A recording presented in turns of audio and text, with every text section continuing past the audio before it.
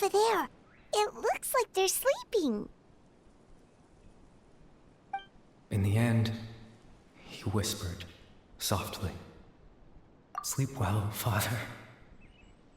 Sleep well, my beloved people. When you awake, that which differentiates us shall be no more."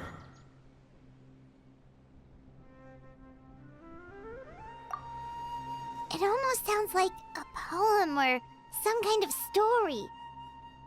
Well, now that the Hilichurls have calmed down, Vimara Village should be safe at least. Let's put this situation to the side for now. Dane said this might be our chance to find the missing villager, so we should head back to Vimara Village before it's too late.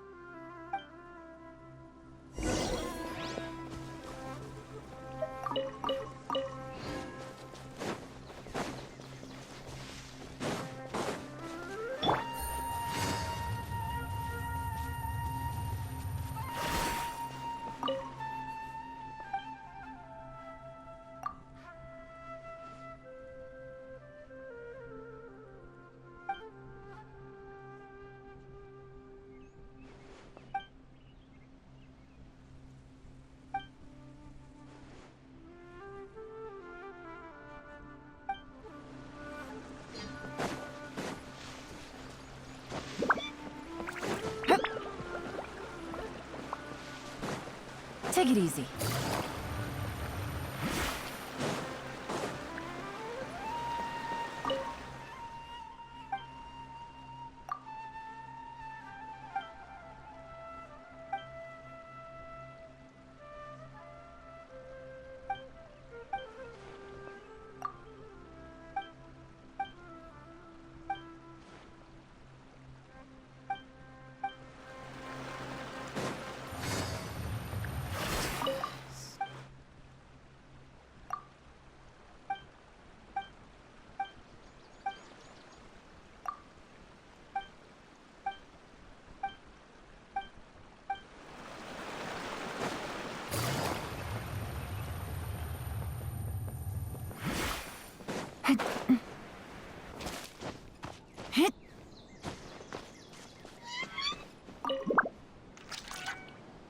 Grandpa Medea, is everyone all right? The Abyss Order seems to be up to something nearby.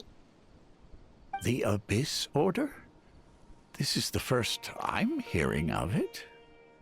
Thank you for your concern, but as far as I'm aware, it's been business as usual here in the village. Well, that's good to hear. Oh, also, you didn't happen to come across any clues about the missing villager while we were gone, did you? Someone's gone missing, you say? Who would that be? Huh? Well, you know, the young guy from Vimara Village. The one you've been looking for all this time. You posted a commission with the Sumeru Adventurers Guild. That's kind of the whole reason we're here, actually. Your missing persons commission. Ah, I do apologize, you two.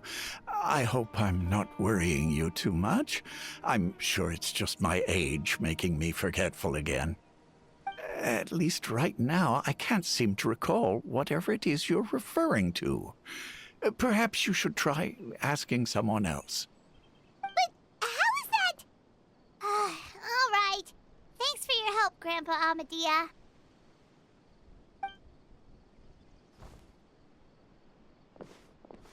Something's definitely not right.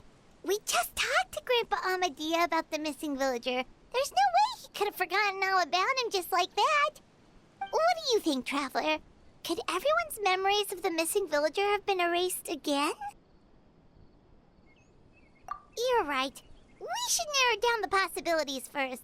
Let's go ask someone else then.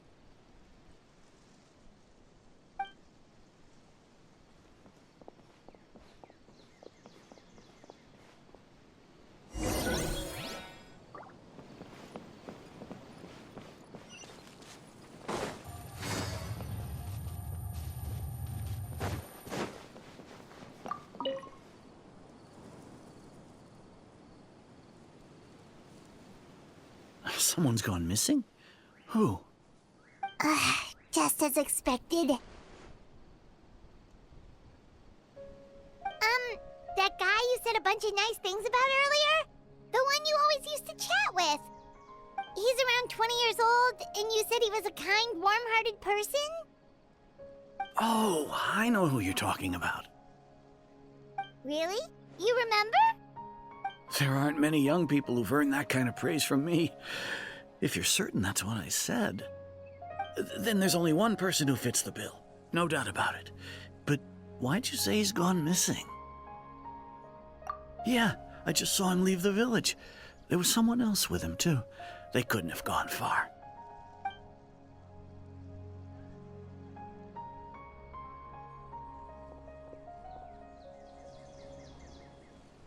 Strange. Bayram seems to remember him. And apparently he just saw him? Do you think maybe it's not that there's something wrong with people's memories, but that we've somehow returned to a time before he went missing?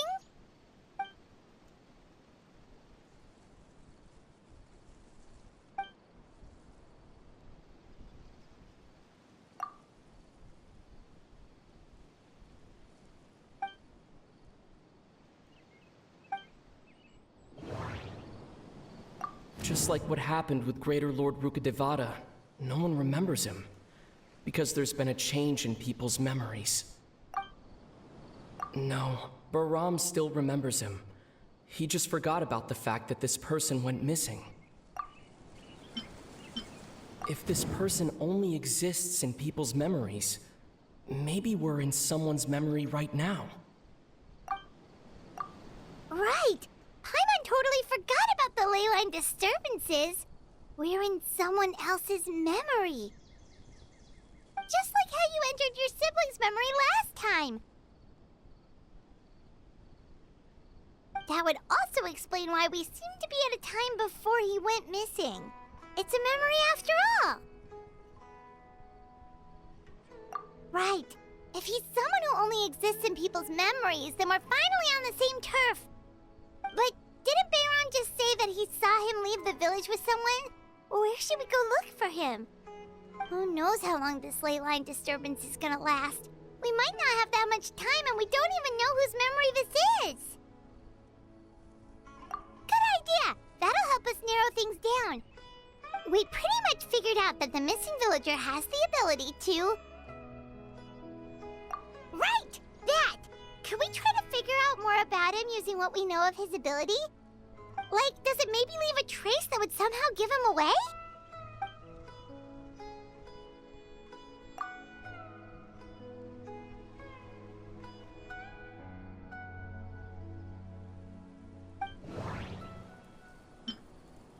If time was allowed to pass within the false memories, there's a higher chance they might conflict with someone's original recollection.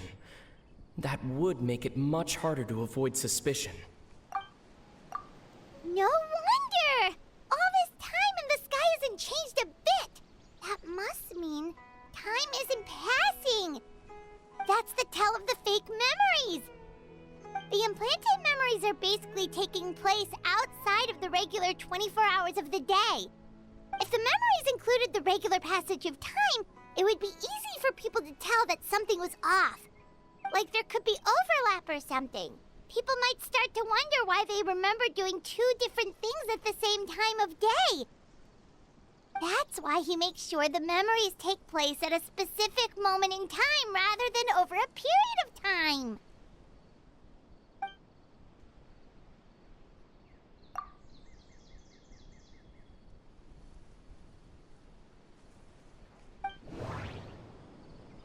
The color of the sky coincides with the moment in time she described. Oh, right! That's exactly what Atosa described!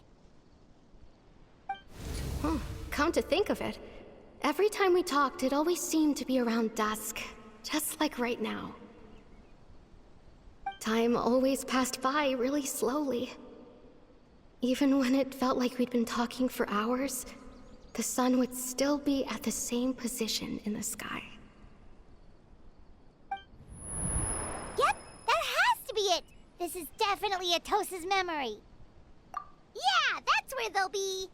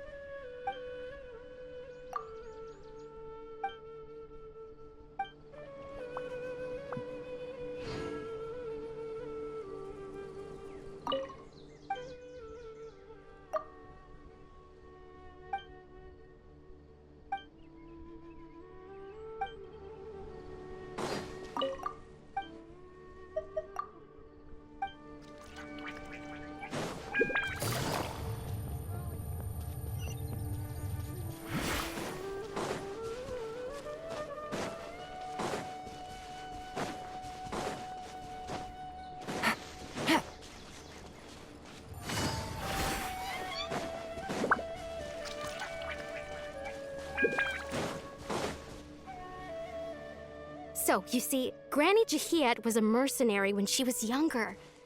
She just talks like that out of habit. She's not trying to scare the children on purpose. Oh, there I go again. Always talking about my own things. Do you maybe have anything you want to share? It's okay if you don't. You could also just talk about what you think of me? Oh, I think you're an incredibly strong and thoughtful young woman. You'll meet many amazing people and live a very happy life. You won't miss someone like me. Huh? Are those your friends over there?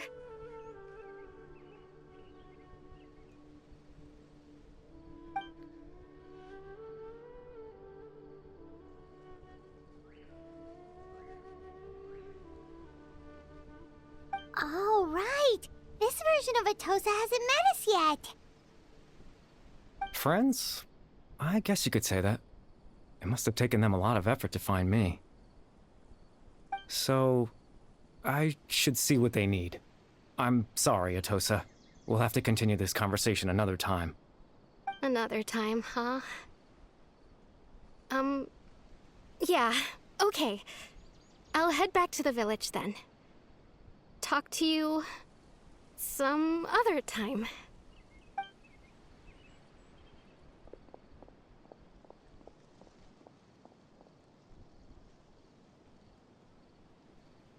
It's nice to see you, Traveler. I believe this is the first time we've met.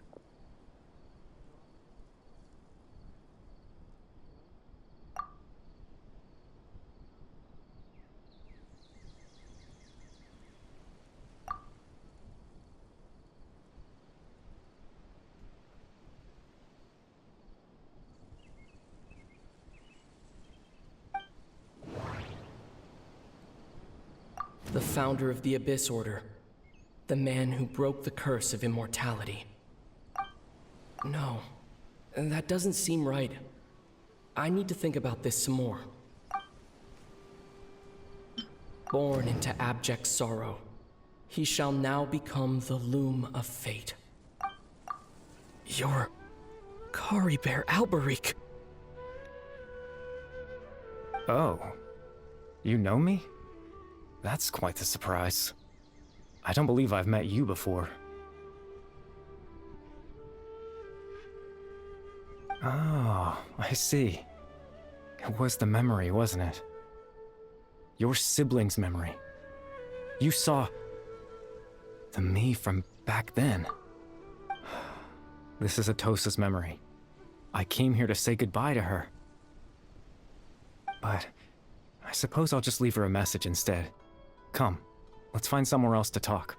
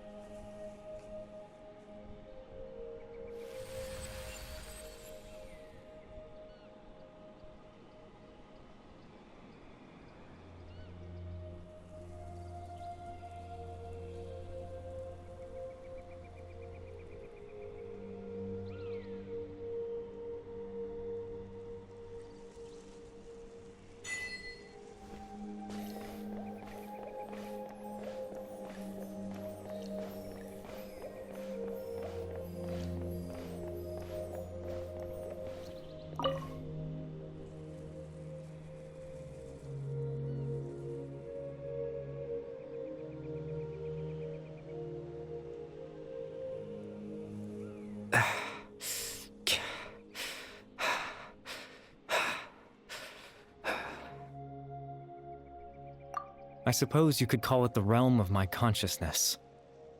I'm someone who no longer exists in the real world, after all, as you well know. It's nothing. I still have enough strength to play the part of a good host. I've always hoped that I'd get the chance to talk to you like this, and now, the time has finally arrived.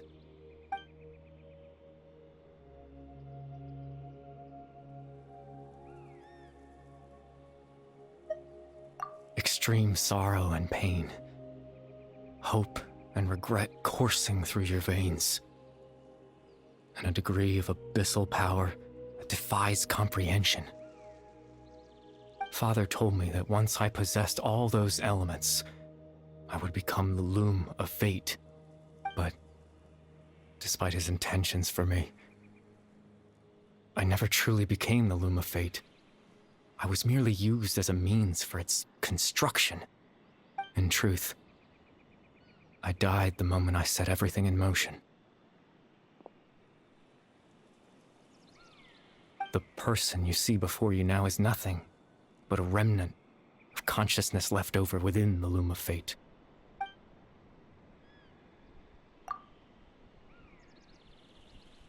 As for your question, the loom of fate is a device capable of weaving ley lines.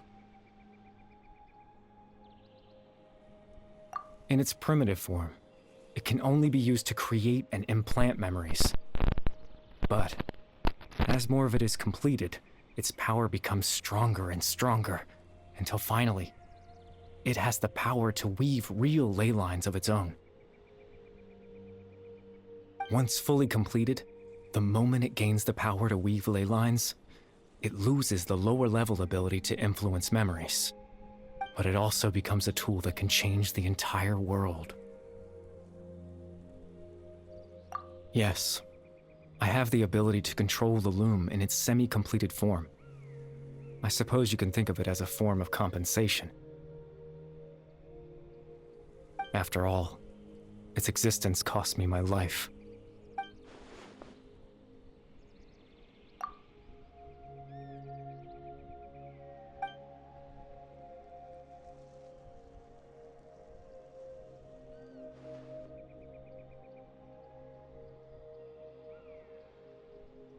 Ah, that. I was wrong to implant those memories. I'm sorry I caused so much trouble. Not only for everyone in the village, but for you as well.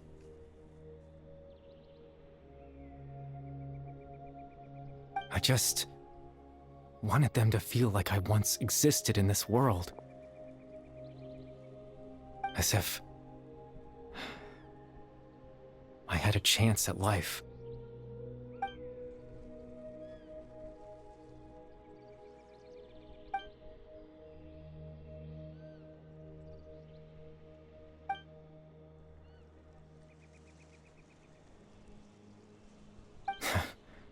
I know what you must be thinking.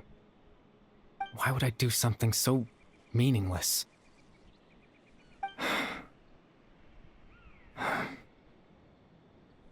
But I just couldn't accept it. I had to know what it would be like if I had my own life. What kind of person I would be. What other people would think of me.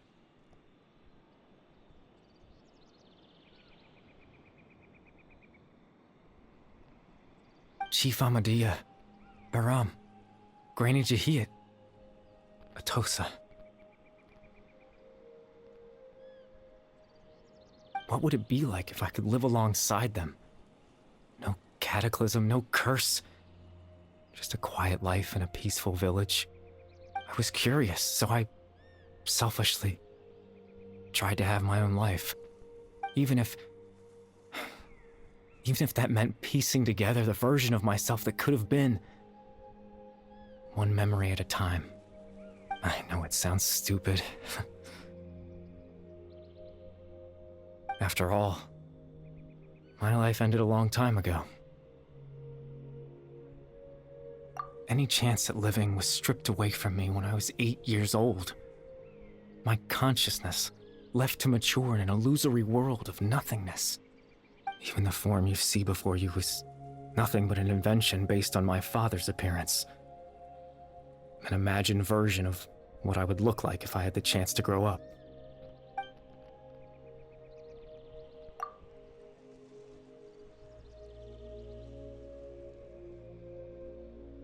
I know. But there's nothing I can do to make them find me.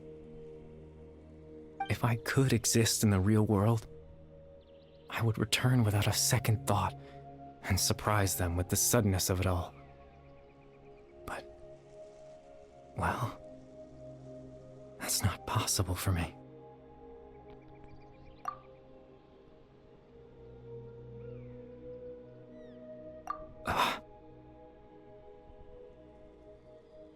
I know.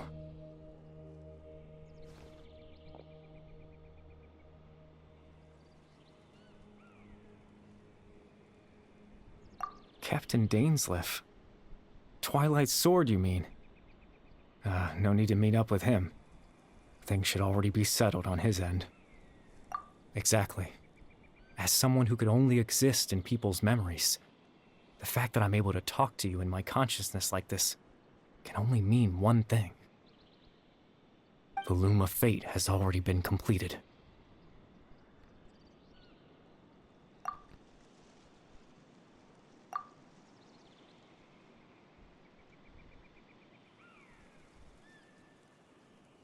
No need to worry about Captain Dainsleif. He's absolutely fine.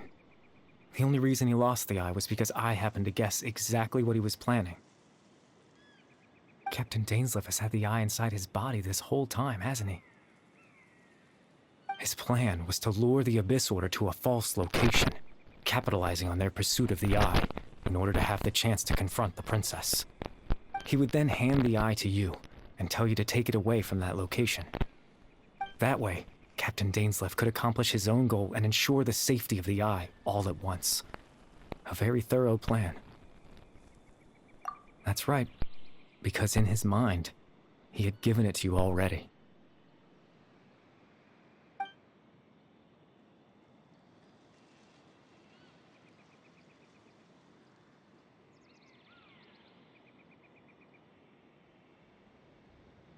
Before you two entered that false location.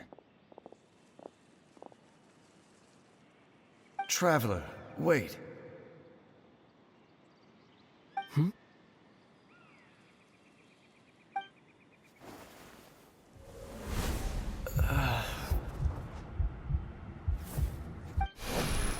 We've no time to lose. Let's head inside.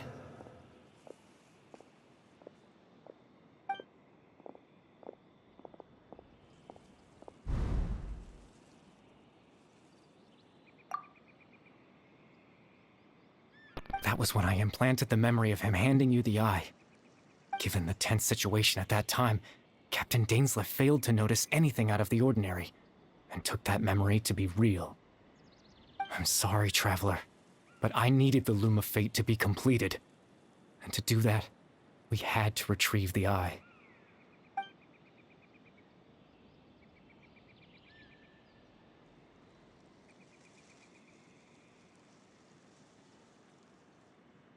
I promise I'm not trying to conceal anything from you, but I truly have no idea what the princess is planning. Tevat's ley line system is deeply entrenched in the planet. Creating new ley lines can neither replace nor extend the ones that already exist. In the face of everything they could be planning, I fear I'm too insignificant to even get a glimpse of the bigger picture. In any case, I had my own use for the Loom of Fate, and my goal, at least, has been achieved. You remember my father, don't you? Clotar Alberic. I believe you saw him in your sibling's memory. After he used the power of the Abyss to restore consciousness to my hilichurl form, I suffered from an indescribable level of mental anguish. To comfort me, my father told me a story, that this was a fairy tale world where I had to take on the form of a little monster. That story managed to dispel my fears, even if just for a moment. My goal was simple. to use the Loom of Fate in its near-completed form, when its ability to create memories was at its strongest, to implant a specific memory into the minds of the Hilichurls. In that memory, I would tell them a story, just like my father did for me. It was a story of fairy tales and love. But more than anything, it was the story of us.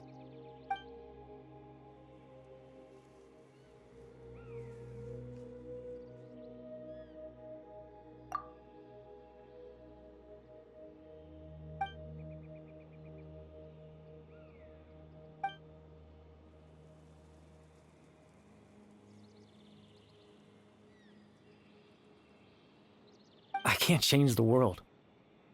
Not when I lost the very right to exist within it.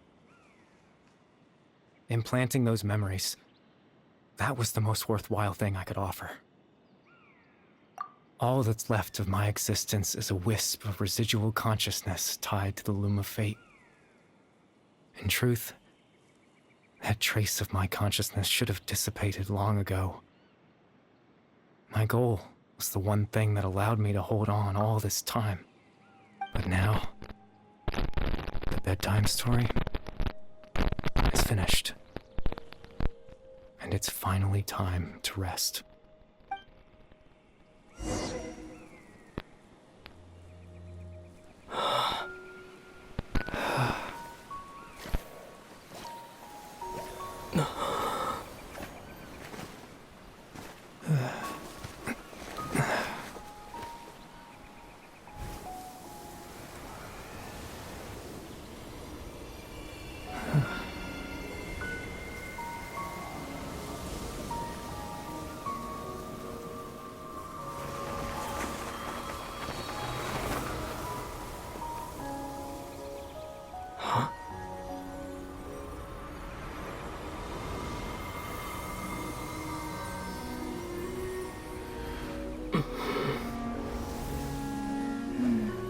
Looks like I was too late to see Kari Bear one last time.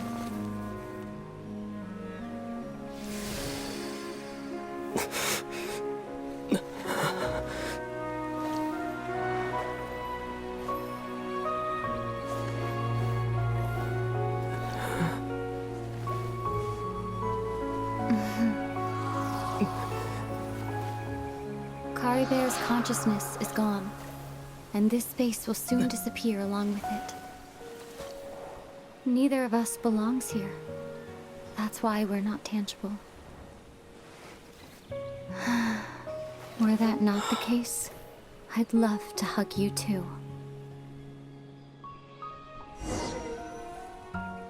Well, how about a conversation?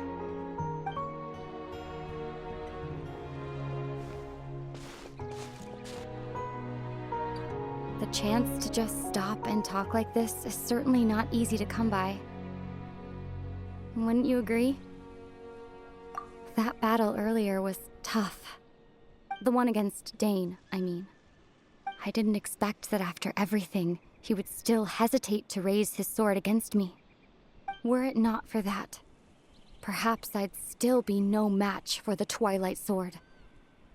Even after 500 years.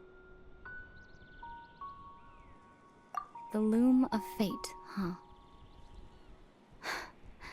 I still haven't found a way to utilize it to its full potential.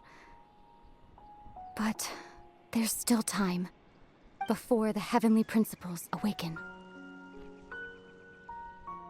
Yes, for 500 years now, ever since the cataclysm in Conria, there's been no sign of activity.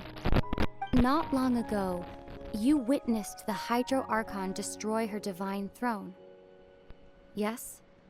Such a flagrant disregard for the rules, and still Celestia took no action.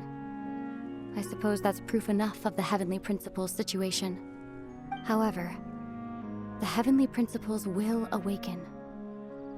We just don't know when that will be, or what might trigger it. You could say that.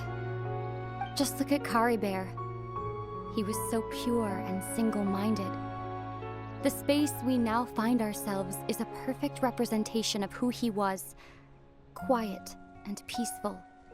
Even as a hilly churl, seeing the terrible sight within the mirror wasn't enough to taint his spirit. He brought comfort to the people of this world, even though he was denied the very right to be a part of it. So ask yourself this. Who was it that deprived him of that right to exist? Of course, that's only one example. My feelings about the heavenly principles are too complicated to explain in just a few words.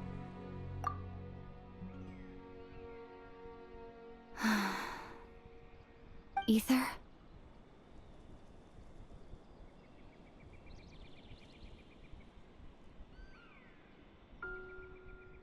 You're the only one in this world who calls me that.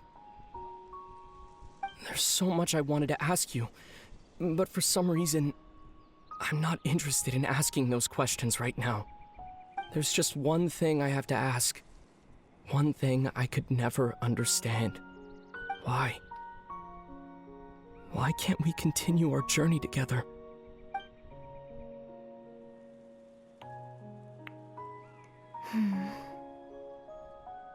At the end of my journey, I arrived at a place known as the Sea of Flowers at the end.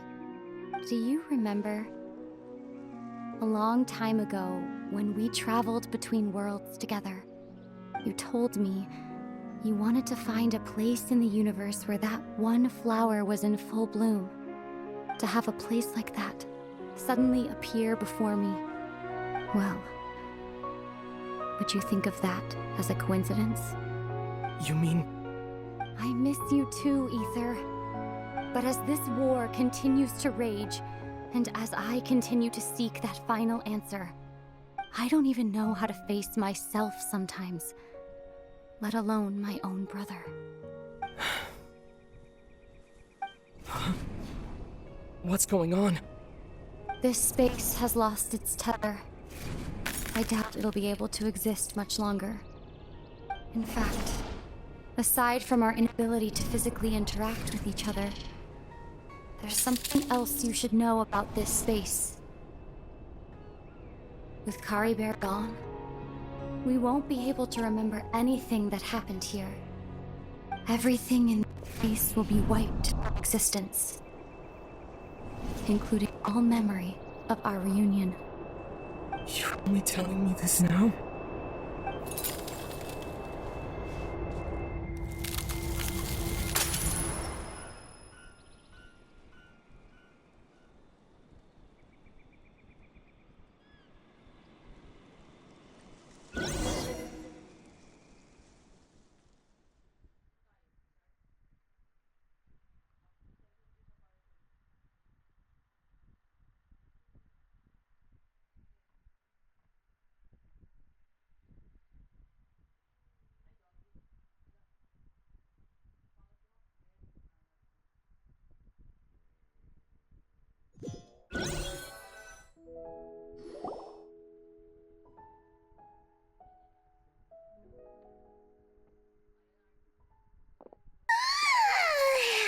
Still so sleepy.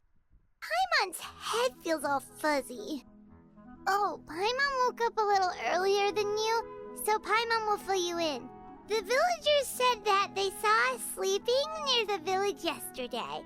They couldn't wake us up no matter how hard they tried, so they decided to just bring us back here. Oh, and Dane came by just now. It looked like he was injured. He didn't say anything, though. Just made sure that you were all right and left. Kinda seemed like he had a lot on his mind, but that's Dane for ya. Let's think for a second. We were in that memory, and we saw that guy you called Kari Bear. He was the missing villager that we've been trying to find, right?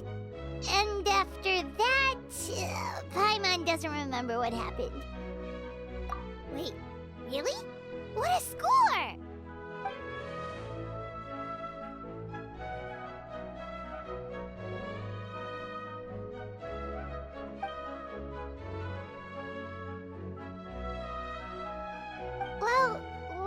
happened after that?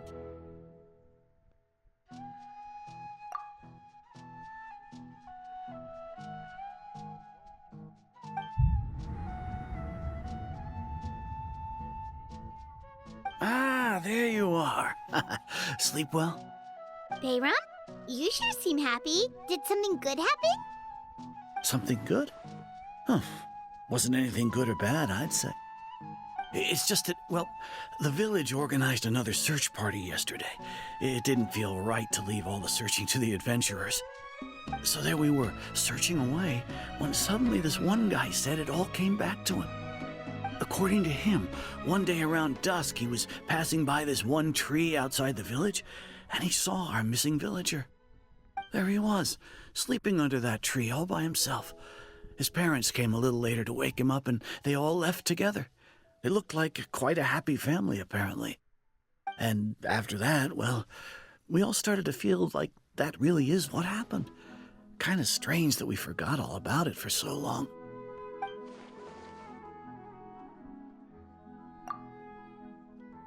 Oh, and we also remembered his name, Curry Bear. Now, that's not a name you hear every day. Would have been helpful if we remembered it sooner. Well, I hope he's happy wherever he is, and we're all relieved now that we know what happened. Seems like everyone thinks Curry Bear left the village. That's probably for the best. At least they have some sort of explanation now. Paimon wonders how Atos is doing. Maybe we should go check on her. If she hasn't remembered like everyone else, we can tell her what happened. Paimon didn't see her in the village just now, so she's probably at the tree. Come on, let's go talk to her.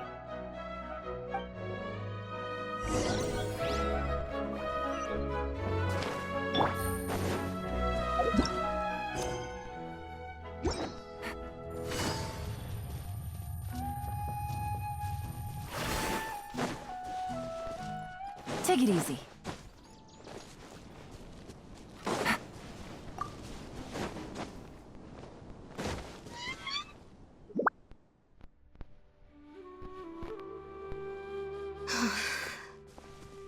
Hey, Atosa, how's it going? Oh, it's you two. I was just about to go looking for you. I wanted to thank you. I was part of the search party, so I remember what happened to Curry Bear now. Honestly, I just can't believe I forgot something so important. He always seemed to appear out of nowhere, and now he left just as quickly. If Curry Bear wants me to forget about the time we spent together, then I'm willing to try. I relied on him for a lot of things, but I'm sure with enough time, even the deepest of attachments can fade.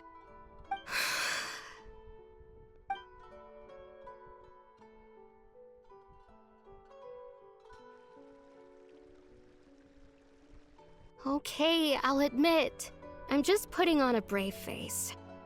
I was dumped, wasn't I? Otherwise, why would he just leave like that without saying goodbye? You don't need to comfort me. I'll be okay.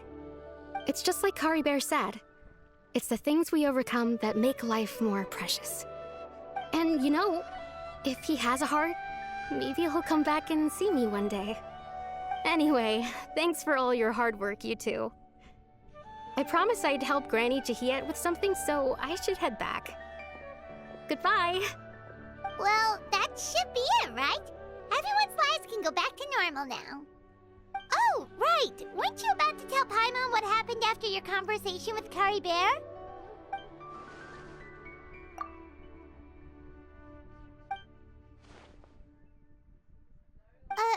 A picture?